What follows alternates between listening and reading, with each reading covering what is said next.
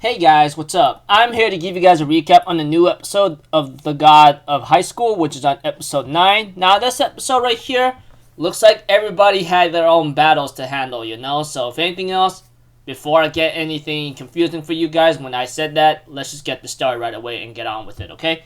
We have to it that our boy Jin Mori decides to go to the location where his grandfather is at, while Dewey or Day or and Mira were trying to wonder, hey, where's Jin Mori?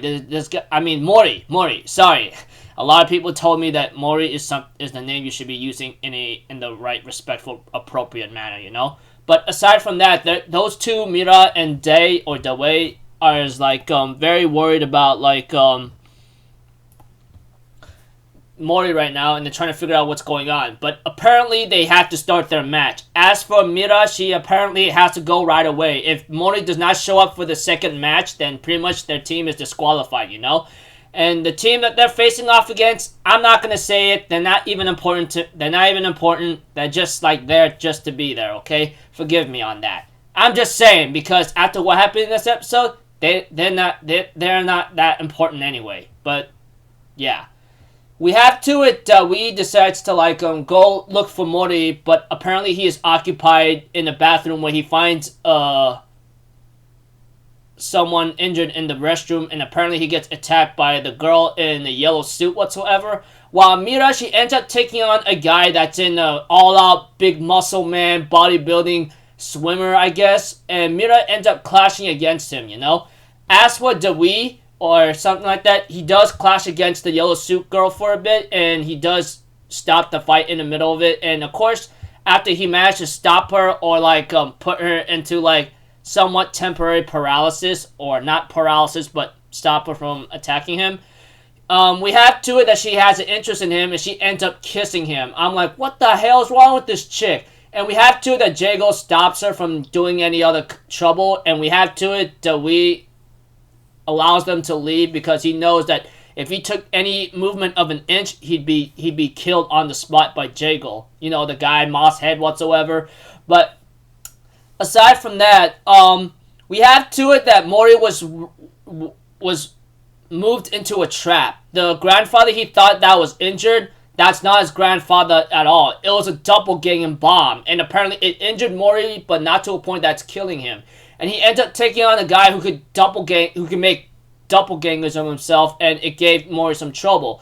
Eventually, he does escape after he decides to put some pressure points on his body where he decides not to feel any pain for a while. But aside from that, Mira's match. She takes on the guy that's a swimmer, like I said, bodybuilding swimmer. It looks like to me she has the advantage over him, but eventually he will later on reveal the sword that actually belongs to Mira, And because of that, that sword will later on reveal itself not as a wooden sword, but a real weapon that rivals that of the gods, And eventually, Mira will later on be overwhelmed by that power and the guy because he seemed to be the rightful owner of that sword. But eventually, even though she was on edge and she was really cornered right now, guarantee of all hell, she was cornered. She decides not to give up and continues to use the moon style technique powers against the swimmer. Eventually, she ends up having have a conversation inside her mind with someone saying that she's weak, and she says, "Yeah, I know I'm weak, which is why I'm gonna get stronger. I'm gonna catch up and I'm gonna surpass the two guys that I'm teaming up with, and go face to face with them eventually."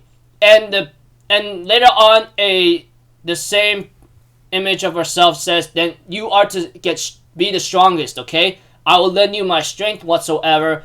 And eventually we get to see what her power is. And her chakra power whatsoever apparently reveals itself as some kind of famous warrior from the Chinese dynasty, I believe, or something, or I don't know.